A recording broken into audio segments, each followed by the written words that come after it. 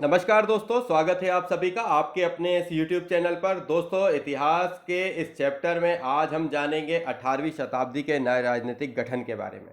दोस्तों, यहाँ पर हम कक्षा 7 के पाठ्यक्रम को पढ़ रहे हैं। ये इतिहास का 10वां चैप्टर है। इसमें हम जानेंगे राजनीतिक उथल पथल के बारे में। मतलब ये कि जो मुगल साम्राज्य था उसे ब्रिटिश साम्राज्य ने किस तरीके से चेंजेस किए, और जो उनकी बॉर्डर थी, मतलब जो उनकी टेरिटरी थी मुगलों की, उस पर नए राज्यों का किस तरीके से राजनीतिक बदलाव आया। तो शुरू करते हैं। यदि आप मानचित्र 1 और 2 को ध्यानपूर्वक देखें तो आपको पता चलेगा कि 18वीं शताब्दी के पूर्वार्ध के दौरान उपमहाद्वीप के कुछ विशेष रूप से उल्लेखित घटनाएं घटी। और गौर कीजिए कि कई स्वतंत्र राज्यों के उदय से मुगल साम्राज्य की सीमाएं किस तरह बदली। आप यह भी देखें कि सन 1765 तक एक अन्य शक्ति यानी ब्रिटिश सत्ता ने पूर्वी भारत के बड़े बड़े हिस्सों को सफलतापूर्वक हड़प लिया था। ये मानचित्र हमें यह दर्शाते हैं कि 18वीं शताब्दी एक ऐसी अवधि थी जब भारत में राजनीतिक परिस्थितियां अपेक्षाकृत एक छोटे से समयांतराल में बड़ी तेजी से अचानक बदलना शुरू हो गई। और इस अध्याय में हम 18वीं शताब्दी के पूर्वार्ध, मतलब मोटे तौर पर कहें तो सन 1707 में जब औरंगजेब की मृत्यु हुई और से 1761 तक जब पानीपत की तीसरी लड़ाई हुई के दौरान उपमहाद्वीप में उत्पन्न हुई नई राजनीतिक शक्तियों के बारे में पढ़ेंगे। तो इसमें देख लीजिए आप एक बार, ये जो मुगल साम्राज्य है, इस मुगल साम्राज्य की जो सीमा है नीचे से ये है और ऊपर से इस तरीके से बनी हुई है जिसमें डबल डॉट लगा, ये डॉटेड लाइन है। इसके अंदर जो पूरा क्षेत्र है वो पूरा का पूरा था मुगल साम्राज्य का, जिसमें ये पूरे अपने ये क्षेत्र है। गुजरात, जोधपुर, सिख, लाहौर, ठीक है, अवध, बंगाल, हैदराबाद, मालवा, भोपाल, ये जो पूरा हिस्सा दिख रहा है, इसको आप अच्छे से अगर गौर से देखेंगे तो आपको ये पता चलेगा कि ये पूरा का पूरा हिस्सा किसके अंडर में था, मुगलों के अंडर में था सन 1700 के आसपास। उसके बाद जब इसके 18वीं शताब्दी में ये जो बॉर्डरें थी वो हट गई और जो ब्रिटिश नियंत्रण के क्षेत्र थे वो बन गए। उसमें जो पूर्वी क्षेत्र था ये पूरा का पूरा क्या हुआ, ब्रिटिशर्स के हाथ में चला गया। ठीक है, अब हम आगे बढ़ते हैं। मुगल साम्राज्य और परवर्ती मुगलों के लिए संकट की स्थिति। अध्याय 4 में आपने देखा कि मुगल साम्राज्य अपनी सफलता की ऊंचाई पर किस प्रकार पहुंचा था और फिर 17वीं शताब्दी के अंतिम वर्षों में उसके सामने तरह तरह के संकट किस प्रकार खड़े होने लगे। ऐसा अनेक कारणों से हुआ। बादशाह औरंगजेब ने दक्कन में सन 1679 से लंबी लड़ाई लड़ते हुए साम्राज्य के सैन्य और वित्तीय संसाधनों को बहुत अधिक खर्च कर दिया। औरंगजेब ने उत्तराधिकारियों के शासनकाल में साम्राज्य के प्रशासन की कार्यकुशलता समाप्त होने लगी और मनसबदारी के शक्तिशाली वर्गों को वश में रखना केंद्रीय सत्ता के लिए कठिन हो गया। सूबेदार के रूप में नियुक्त अभिजात अक्सर राजस्व और सैन्य प्रशासन दोनों कार्यालयों पर नियंत्रण रखते थे। इसके लिए मुगल साम्राज्य के विशाल क्षेत्रों पर उन्हें विस्तृत राजनीतिक, आर्थिक और सैन्य शक्ति मिल गई। जैसे जैसे सूबेदारों ने प्रांतों पर अपना नियंत्रण सुदृढ़ किया, राजधानी में पहुंचने वाले राजस्व की मात्रा में कमी आती गई। ऊपर की तरफ एक बार चीज देख लें। अध्याय 4 में तालिका एक देखो, औरंगजेब के शासनकाल में किन किन लोगों ने मुगल सत्ता को सबसे लंबे समय तक चुनौती दी। और इसके अलावा 18वीं शताब्दी के मध्य ब्रिटिश क्षेत्र जो है वो अपन ऊपर देख चुके हैं।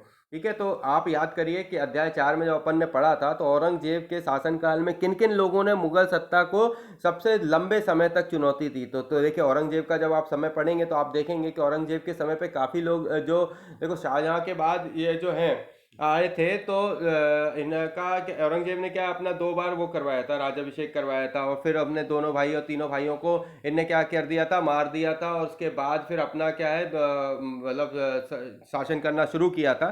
तो उस समय पर क्या हुआ, कई लोगों ने इनके खिलाफ क्या किया था, मोर्चा साधा था, और इससे उनने अपने आप को उस चुनौती को स्वीकार करने और उन सभी चीज़ों को लड़ने और सब कुछ करने में इनका काफ़ी कुछ क्या है, धन जो है खर्च हुआ। इस स्थिति के कारण इनको वित्तीय संसाधनों की बहुत अधिक हानि हुई और इन हानियों के कारण इनको कई परेशानियों का सामना करना पड़ा। आगे बढ़ते हैं। औरंगजेब के उत्तराधिकारियों के शासनकाल में साम्राज्य में प्रशासन की कार्यकुशलता समाप्त होने लगी थी और मनसबदारों के शक्तिशाली वर्गों को वश में रखना केंद्रीय सत्ता के लिए काफी कठिन हो गया था और इससे मुगल साम्राज्य को के विशाल क्षेत्रों पर उनके विस्तृत राजनीतिक, आर्थिक और सैन्य शक्तियां मिल गईं।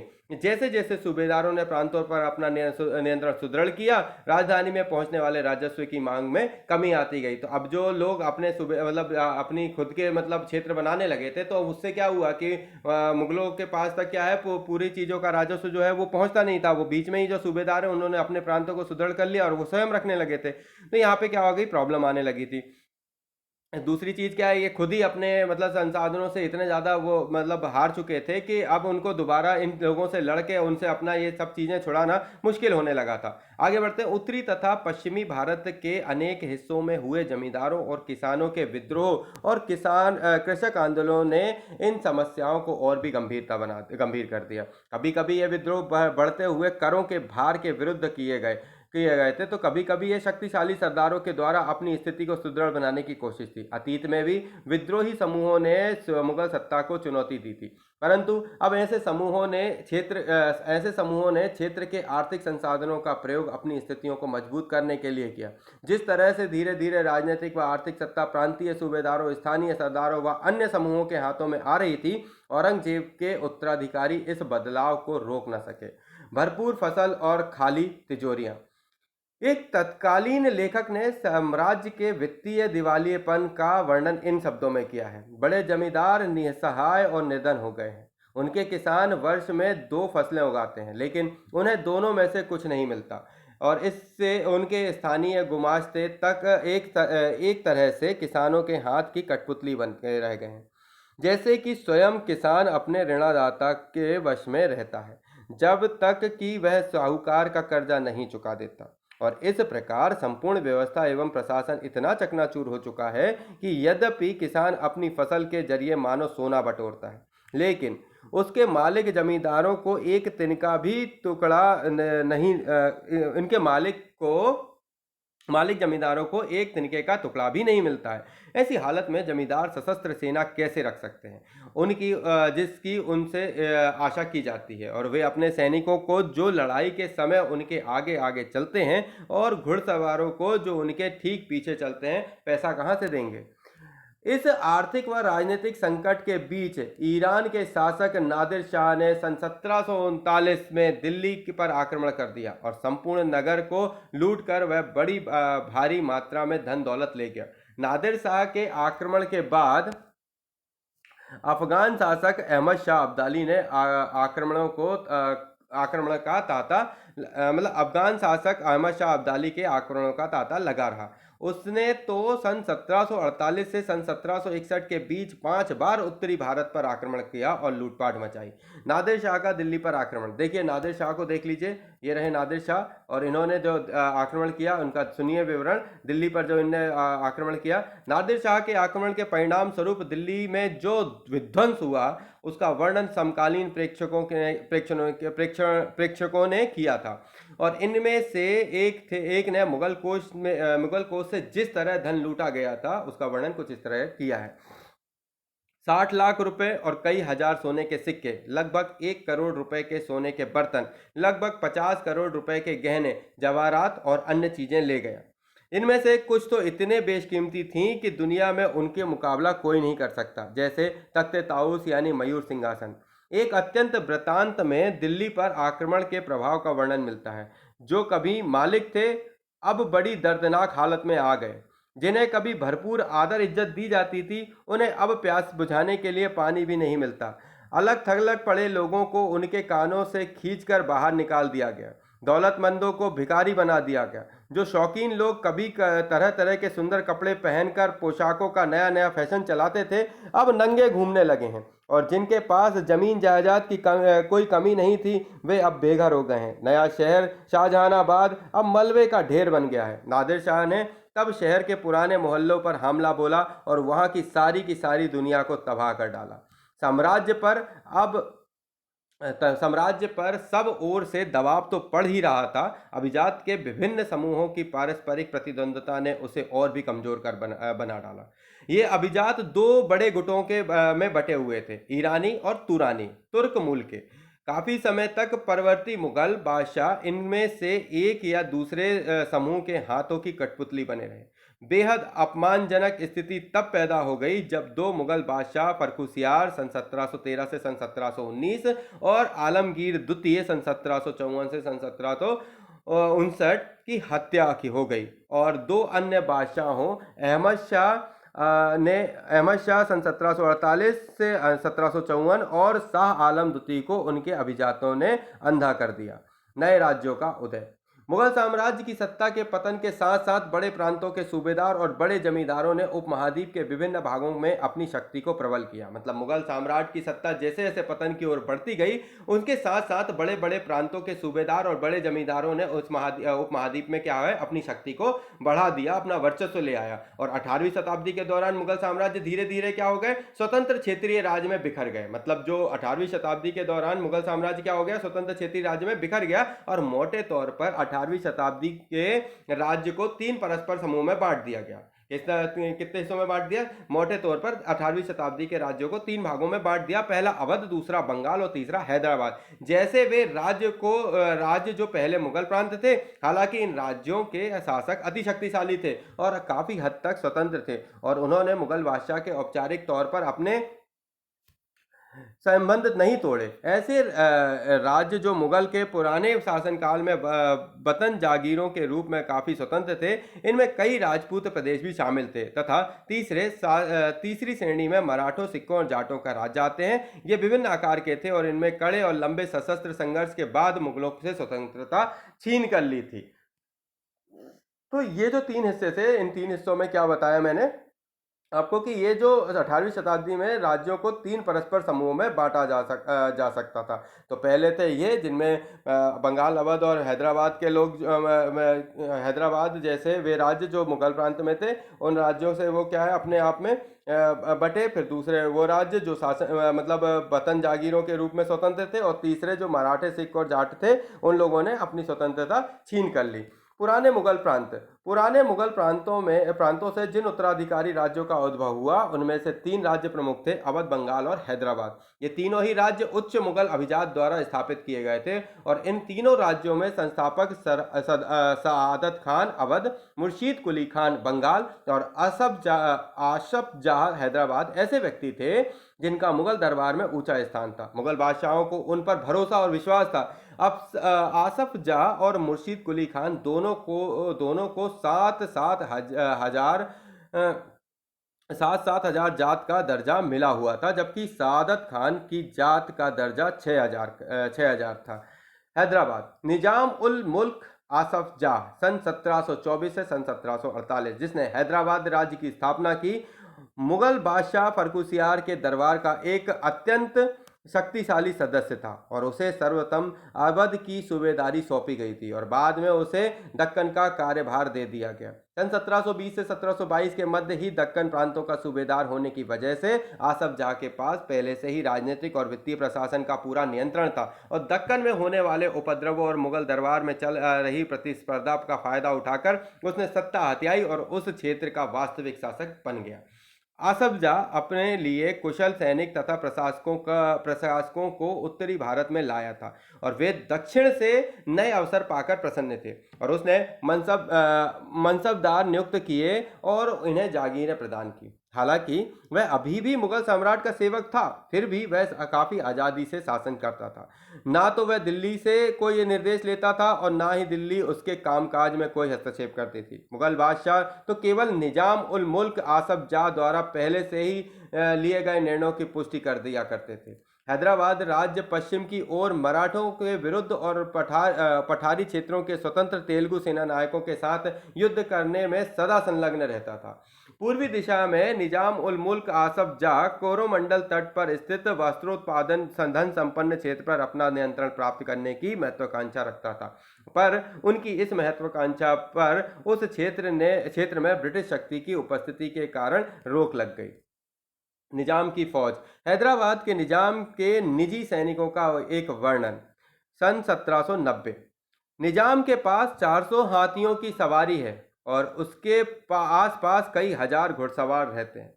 इन अत्यंत कुशल और अति सुंदर सजे हुए सवारों का सांकेतिक वेतन 100 रुपए से ज्यादा है। अवध। बुरहान उल मुल्क सआदत खान को सन 1722 में अवध का सूबेदार नियुक्त किया गया। मुगल साम्राज्य का विघटन होने पर जो राज्य बने उनमें एक राज्य सर्वाधिक महत्वपूर्ण राज्यों में से एक था। अवध एक शक्तिशाली प्रदेश था जो गंगा नदी के उपजाऊ मैदान पर फैला हुआ था और उत्तरी भारत तथा बंगाल के बीच व्यापार का मुख्य मार्ग उसी से होकर गुजरता था। बुरहान उल मुल्क बुरहान उल मुल्क ने भी अवध को सूबेदारी, दीवानी और फौजदारी एक साथ अपने हाथ में ले ली और सूबे के राजनीतिक, वित्तीय और सैनिक मामलों का एकमात्र कर्ता धर्ता बन गया। बुरहान उल मुल्क ने अवध क्षेत्र में मुगल प्रभाव को कम करने की कोशिश के चलते मुगलों द्वारा नियुक्त अधिकारियों यानी कि जागीरदारों की संख्या में कटौती कर दी और उसने जागीरों के आकार में भी कटौती की और रिक्त स्थानों पर अपने निष्ठावान सेवकों को नियुक्त कर दिया। धोखाधड़ी को रोकने के लिए जागीर अधिकारियों के खातों व लेखों की जांच की गई और नवाब के द्वारा नियुक्त अधिकारियों द्वारा सभी जिलों के राजस्व पर फिर से निर्धारण किया गया। उसने अनेक राजपूत जमींदारों और रुहेलखंड के अफगानों की उपजाऊ कृषि भूमियों को अपने राज्य में मिला लिया। राज्य ऋण प्राप्त करने के लिए स्थानीय सेठ, साहूकारों और महाजनों पर निर्भर रहता था। राज्य राजस्व का ठेका सबसे ऊंची बोली लगाने वाले इजारेदार को देता था। इजारेदार राज्य का एक निश्चित रकम के भुगतान का वचन देते थे। स्थानीय साहूकार राज्य को ठेके की इस रकम के भुगतान की गारंटी देते थे। दूसरी ओर इजारेदारों को कर का मूल्यांकन करने और उसे एकत्र करने की खासी छूट दी गई थी और इन परिवर्तनों के फलस्वरूप साहूकारों और महाजनों जैसी कई नए सामाजिक समूह राज्य की राजस्व प्रणाली के प्रबंधन को प्रभावित करने लगे और पहले ऐसा कभी नहीं होता था। देखिए ऊपर की तरफ अगर आप देखें तो बुरहान उल मुल्क, इनका ये जो चित्र है ये बुरहान उल मुल्क है, ठीक है, जो अवध क्षेत्र में मुगल प्रभाव को कम करने की कोशिश के चलते मुगलों द्वारा नियुक्त अधिकारियों की संख्या में जिनने कटौती की थी, ये बुरहान उल मुल्क हैं। अपने राज्य की सुदृढ़ करने की कोशिश में मुगल सूबेदार दीवान के कार्यालय पर भी क्यों नियंत्रण जमाना चाहते थे, अगर ये आप समझे तो बताएं। इसके बाद जो हमने अवध के क्षेत्र को पढ़ा, अवध के बाद अपन चलते हैं अब बंगाल की तरफ। बंगाल मुर्शीद कुली खान के नेतृत्व में बंगाल धीरे धीरे मुगल नियंत्रण से अलग हो गया। मुर्शीद कुली खान बंगाल के नवाब थे, यानी कि प्रांत के सूबेदारों के प्रतिनियुक्त थे। यद्यपि मुर्शीद कुली खान औपचारिक रूप से सूबेदार कभी नहीं बना और उसने बहुत जल्द सूबेदार के पद से जुड़ी हुई सत्ता अपने हाथ में ले ली। हैदराबाद और अवध के शासकों की तरह उसने भी राज्य के राजस्व प्रशासन पर अपना नियंत्रण जमाया। बंगाल का मुगल प्रभाव को कम करने के लिए उसने बंगाल के राजस्व का बड़े पैमाने पर पुनर्निर्धारण करने का आदेश दिया। सभी जमींदारों से बड़ी कठोरता से राजस्व नकद वसूल किया जाता था। परिणाम स्वरूप बहुत से जमींदारों को महाजनों और साहूकारों से उधार लेना पड़ता था। जो लोग राजस्व का भुगतान नहीं कर पाते थे उन्हें मजबूरन अपनी जमीनें बड़े जमींदारों को बेचनी पड़ती थी और इस प्रकार 18वीं शताब्दी में बंगाल के एक क्षेत्रीय राज्य बन जाने से जमींदारों में काफ़ी बदलाव आया। राज्य और साहूकारों के बीच हैदराबाद तथा अवध में जो घनिष्ठ संबंध था वह अलीवर्दी खान के शासनकाल सन 1740 से 1756 में बंगाल में भी स्पष्ट दिखाई दिया और उसके शासनकाल में जगत सेठ का साहूकार घराना अत्यंत समृद्धशाली हो गया। यहाँ पे देखिए, अगर आप देखें तो ये अलीवर्दी खां का दरबार है। ये आगे बढ़ते हैं। यदि हम इन राज्यों के अभिलक्षणों पर विहंगम दृष्टि डालें तो हमें उनमें कुछ सामान्य विशेषताएं देखने को मिलेंगी। प्रथम, यद्यपि बड़े राज्य पुराने मुगल अभिजातों द्वारा स्थापित किए गए थे, ये अभिजात कुछ प्रशासनिक व्यवस्थाओं के प्रति संदेशपात थे तो जो उन्हें उत्तराधिकारी में मिले थे। विशेषता, वे जागीरदारी व्यवस्थाओं को अत्यंत संदेह की दृष्टि से देखा करते थे। दूसरे, उनके कर प्राप्त करने के तरीके मुगलों से भिन्न थे। कर संग्रह के लिए राज्य के अधिकारियों पर निर्भर न रहकर तीनों राज्यों हैदराबाद, अवध और बंगाल ने राजस्व वसूली के लिए इजारेदारों के साथ ठेके कर लिए। इजारेदारी की प्रथा जो मुगलों द्वारा पूर्णतः नापसंद की गई थी 18वीं शताब्दी के समस्त भारत में फैल गई। तथापि देहात के उसके प्रभाव में क्षेत्रीय विषमताएं थीं। इन सभी क्षेत्रीय राज्यों में तीसरा सामान्य लक्षण यह था कि उनमें राज्य और धनी महाजनों तथा वाणिज्य जनों के बीच संबंध उभरने लगे और ये साहूकार महाजन लोग लगान वसूल करने वाले इजारेदारों को पैसा उधार देते थे। बदले में प्रतिभूति जमानत या बंधक के रूप में जमीन रख लेते थे और उनके जोतों से अपने खुद के कारिंदों के जरिए कर वसूल किया करते थे। इस प्रकार समस्त भारत में धनाढ्य साहूकारों और महाजनों की इस नई राजनीतिक व्यवस्था से साझेदारी बढ़ गई। इस नई व्यवस्था में साझेदारी बढ़ गई। राजपूतों की वतन जागीरी। बहुत से राजपूत घराने, विशेष रूप से अंबर और जोधपुर के राजघराने, मुगल व्यवस्था में विशिष्टता के साथ सेवारत रहते थे, है ना। मतलब विशिष्टता के साथ सेवारत रहते थे यानी कि बहुत ज़्यादा मतलब उनके प्रति वो थे, सहोदर थे कह सकते हैं। बदले में उन्हें अपनी वतन जागीरों पर पर्याप्त स्वायत्तता का आनंद लेने की अनुमति मिली हुई थी। अब 18वीं शताब्दी में इन शासकों ने अपने आसपास के इलाकों पर अपने नियंत्रण का विस्तार करने के लिए अपने हाथ पांव मारने शुरू किए। जोधपुर के राजा अजीत सिंह ने भी मुगल दरबार की गुटीय नीति में अपने पैर फंसा दिए और इन प्रभावशाली राजपूत घरानों ने गुजरात और मालवा के लाभदायक सूबों की सूबेदारी का दावा किया। जोधपुर के राजा अजीत सिंह को गुजरात के सूबेदारी और अंबर के सवाई राजा जय सिंह को मालवा की सूबेदारी मिल गई। बादशाह जहांदार शाह ने सन 1713 में इन राजाओं के इन पदों का नवीनीकरण कर दिया और उन्होंने अपने वतनों के पास पड़ोस के शाही इलाकों के कुछ हिस्सों पर कब्जा करने के लिए भी कोशिश की। जोधपुर राजघराने ने नागौर को जीत लिया और अपने राज्य में मिला लिया। दूसरी ओर अंबर ने भी बूंदी के बड़े बड़े हिस्सों पर अपना कब्जा कर लिया। सवाई राजा जय सिंह ने जयपुर में अपनी नई राजधानी स्थापित की और उसे सन 1722 में आगरा की सूबेदारी दे दी गई। सन 1740 के दशक से राजस्थान में मराठों के अभियानों ने इन रजवाड़ों पर भारी दबाव डालने शुरू कर दिया, जिससे उनका अपना विस्तार आगे होने लगा। जयपुर के राजा जयसिंह के बारे में सुनिए। सन 1732 के एक फारसी वृत्तांत में राजा जयसिंह का वर्णन।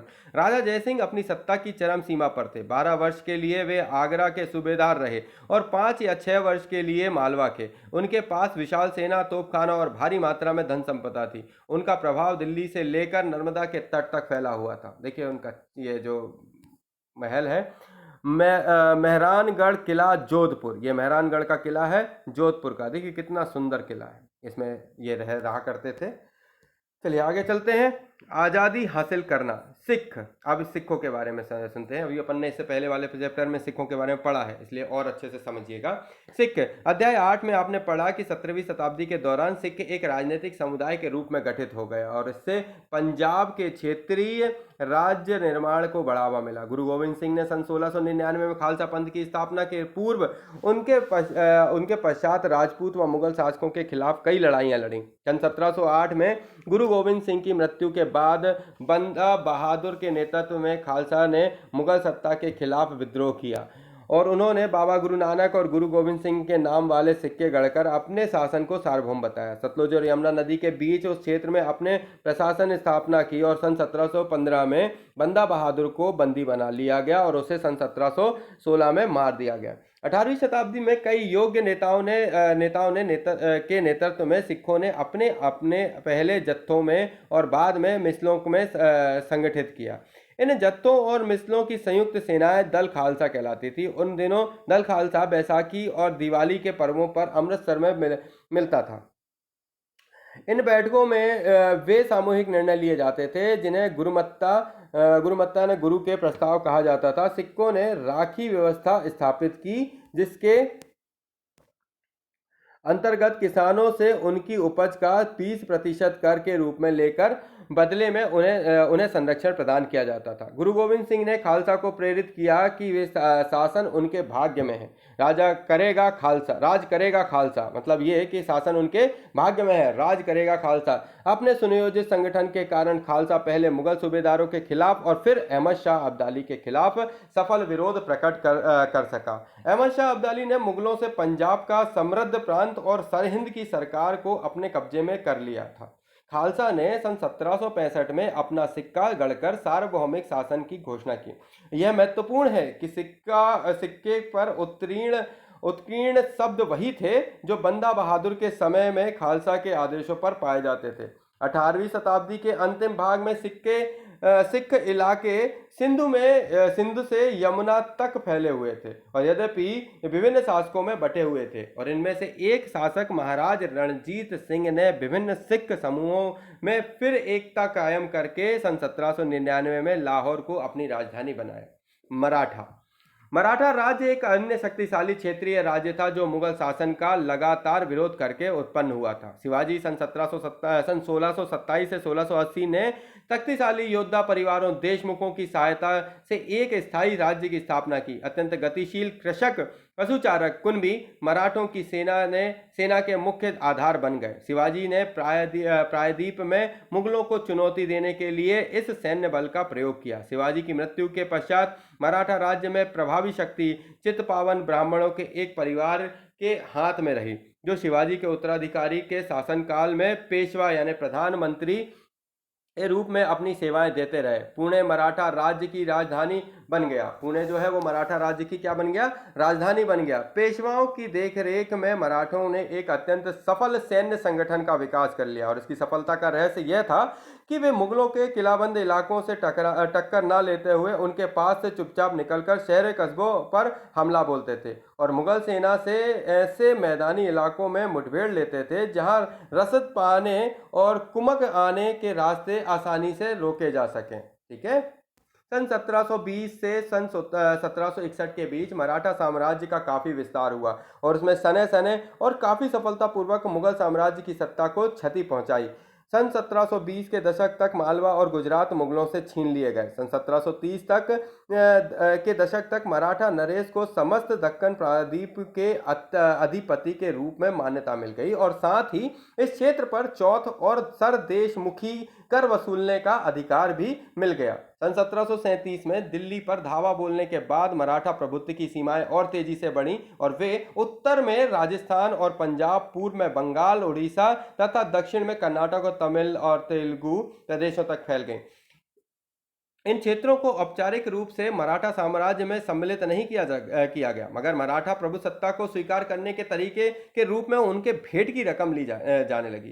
साम्राज्य के इस विस्तार से उन्हें संसाधन का भंडार तो मिल गया, मगर उनके लिए उन्हें कीमत भी चुकानी पड़ी। मराठाओं के सैन्य अभियानों के कारण अन्य शासक भी उनके खिलाफ हो गए। परिणाम स्वरूप मराठों को सन 1761 में पानीपत की तीसरी लड़ाई में अपने अन्य शासकों से कोई सहायता नहीं मिली और अंतहीन सैन्य अभियानों के साथ साथ मराठों ने एक प्रभावी प्रशासन व्यवस्था तैयार की। जब किसी इलाके पर एक बार विजय अभियान पूरा हो जाता था और मराठों का शासन सुरक्षित हो जाता था तो वहां स्थानीय परिस्थितियों को ध्यान में रखते हुए धीरे धीरे भू राजस्व की मांग की गई। कृषि को प्रोत्साहन और व्यापार को पुनर्जीवित किया गया। इससे सिंधिया, गायकवाड़ और भोसले जैसे मराठा सरदारों को शक्तिशाली सेनाएं खड़ी करने के लिए संसाधन मिल सके। सन 1720 के दशक में मालवा में मराठा अभियान ने उस क्षेत्र में स्थित शहरों के विकास व समृद्धि को कोई हानि नहीं पहुंचाई।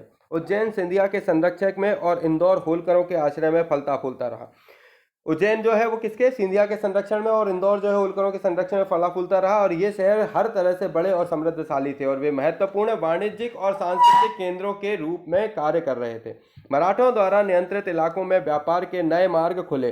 चंदेरी के क्षेत्र में उत्पादित रेशमी वस्त्रों का मराठों की राजधानी पुणे में नया बाजार मिला। बुरहानपुर के पहले आगरा और सूरत के बीच की धुरी पर ही अपने व्यापार में संलग्न था, लेकिन अब उसके अपने वाणिज्य भीतरी क्षेत्रों को बढ़ाकर दक्षिण में पुणे और नागपुर को तथा पूर्व में लखनऊ और इलाहाबाद को शामिल कर लिया गया। आइए जानते हैं जाट के बारे में। जाट अन्य राज्यों की तरह जाटों ने भी 17वीं और 18वीं शताब्दी में अपनी सत्ता सुदृढ़ की और अपने नेता चूड़ामन के नेतृत्व में उन्होंने दिल्ली के पश्चिम में स्थित क्षेत्रों पर अपना नियंत्रण कर लिया। सन 1680 के दशक तक आते आते उनका प्रभुत्व दिल्ली और आगरा के दो शाही शहरों के बीच के क्षेत्रों पर होना शुरू हो गया। वस्तुतः कुछ अरसे के लिए वे आगरा शहर के अभिरक्षक ही बन गए। जाट समृद्ध कृषक थे और उनके प्रभुत्व क्षेत्र में पानीपत और बल्लभगढ़ जैसे शहर अभी महत्वपूर्ण व्यापारिक केंद्र बन गए। सूरजमल के राज में भरतपुर शक्तिशाली राज्य के रूप में उभरा। सन 1739 में जब नादिर शाह ने दिल्ली पर हमला बोलकर उसे लूटा तो दिल्ली के कई प्रतिष्ठित व्यक्तियों ने भरतपुर के में शरण ली। नादिर शाह के पुत्र जवाहिर शाह के पास 30,000 सैनिक थे और उसने 20,000 अन्य सैनिक मराठाओं के लिए, 15,000 सैनिक सिखों के लिए और इन सबके बलबूते पर मुगलों से लड़ा। जहां भरतपुर का किला काफी हद तक पारंपरिक शैली से बनाया गया, वहीं दीग में जाटों ने अंबर और आगरा की शैलियों का समन्वय करते हुए एक विशाल बाग महल बनवाया। शाही वास्तुकला से जिन रूपों को पहली बार शाहजहां ने युग में जोड़ा गया था, शाहजहां के युग में जोड़ा गया था, दीग की इमारतें उन्हीं रूपों में के नमूनों में बनाई गई थी। अध्याय 5 से 9 के बीच में आपने ये चित्र देखा होगा। देखिए कितने सुंदर जो नमूने के रूप में बनाए गए थे। ये 18वीं शताब्दी में नए राजनीतिक गठनों का चैप्टर में अपन ये देख रहे थे। इसके बारे में अगर जाने तो 18वीं शताब्दी का दीग का राजमहल समूह इमारत की छत पर मुख्य सभा भवन के बंगला गुंबद पर गौर करें।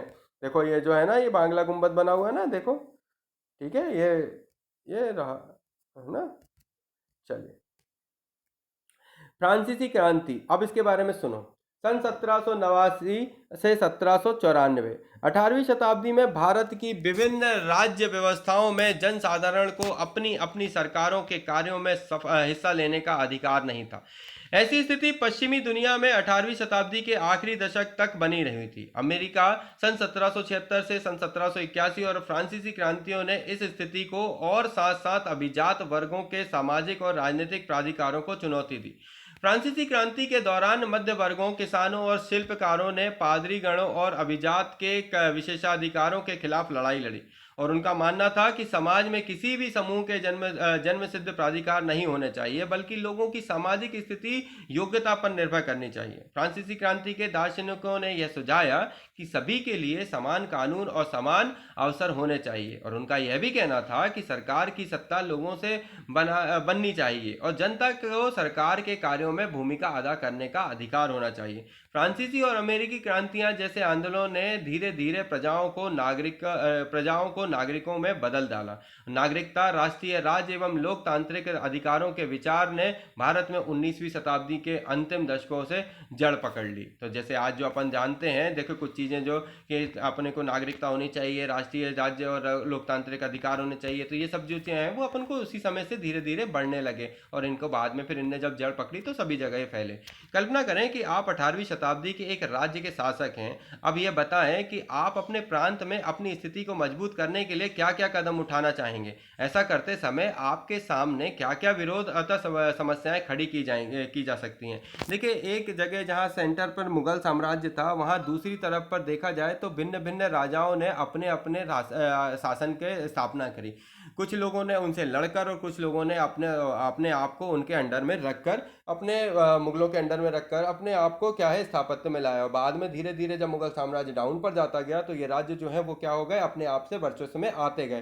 तो क्वेश्चन आपका ये है, आपसे ये है कि 18वीं शताब्दी के अगर आप एक राजा हैं, किसी राज्य के शासक हैं, तो बताएं कि आप प्रांतों में स्थिति को कैसे मजबूत करेंगे। तो इसके बारे में आप इस चैप्टर को 1 से 2 से 4 बार करीब पढ़ेंगे, तब आपको पता चलेगा कि किस तरीके से राजनीतिक और प्रशासनिक व्यवस्थाओं को बनाया गया और फिर धीरे धीरे इनको अपनाया गया और वही सारी चीज़ें जो है आगे तक चलती रहीं, जिनको वर्तमान में भी हम देख पाते हैं। चलिए आगे बढ़ते हैं। बीच शब्द सूबेदार, दल खालसा, मिस्ल, फौजदारी, इजारादारी, चौथ सरदेशमुखी। तो दोस्तों ये जो चैप्टर था हमारा, ये हमारे इतिहास के चैप्टर का 10वां पोर्शन था, पार्ट था 18वीं शताब्दी के नए राजनीतिक गठन का।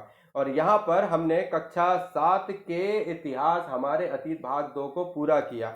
अब हम जल्द से जल्द आपको कक्षा 8 का इतिहास जो है लेकर आएंगे। उससे पहले हमारे इतिहास के, हमारे हिस्ट्री के, हमारे एनसीईआरटी के बहुत सारे जो चैप्टर हैं उनको हम लगातार जारी रखेंगे। तो बने रहिए हमारे साथ, हमारे चैनल के साथ। आप सभी का स्वागत करता हूं और एक निवेदन करता हूं कि दोस्तों इस चैनल को ज़्यादा से ज़्यादा शेयर करिए, सब्सक्राइब करिए, लाइक करिए और दोस्तों बने रहिए हमारे साथ जब तक हमारे पास कुछ खास नया नहीं है। लेता हूं आप सभी से इजाज़त। जय हिंद, जय भारत। थैंक यू दोस्तों।